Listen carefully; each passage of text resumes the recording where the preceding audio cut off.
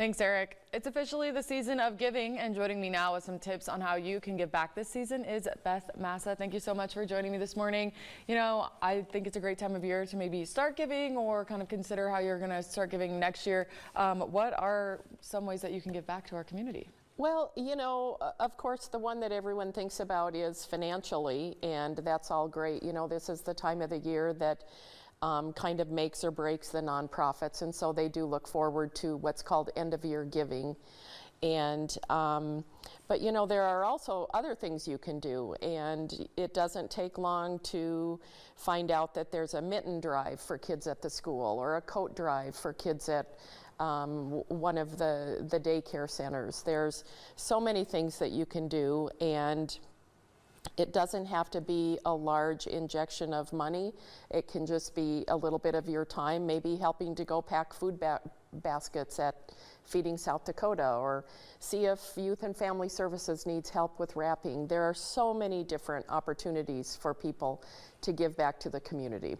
That's right. There is, especially in our area. Can you talk about the importance of giving back to our community? Well, like I said, you know, this is the time that so many nonprofits really need those financial contributions to make their budgets work. And, you know, services that are provided are not free.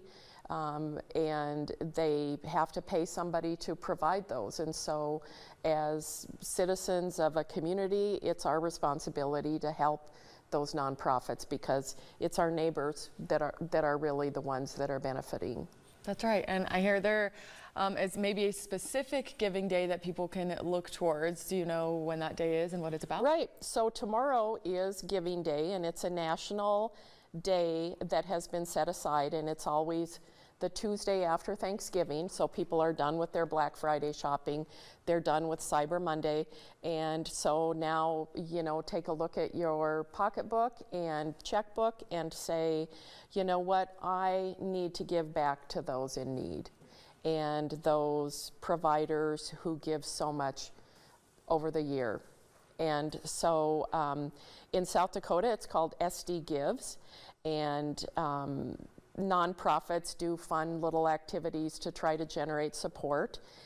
It's pretty much, I would say, considered an online giving program, and so you can either go to the South Dakota Gives website, or you can go to your favorite charity, and you'll see that they have needs, and they're looking for you to support those needs. Amazing. And what if someone maybe doesn't know a lot about some of our local charities? Is there a place that they can check that out? Sure, you know, they can call me or email me, or there's a site called Charity Navigator that will rate those charities, or the best resource that I would say is to call the 211 helpline.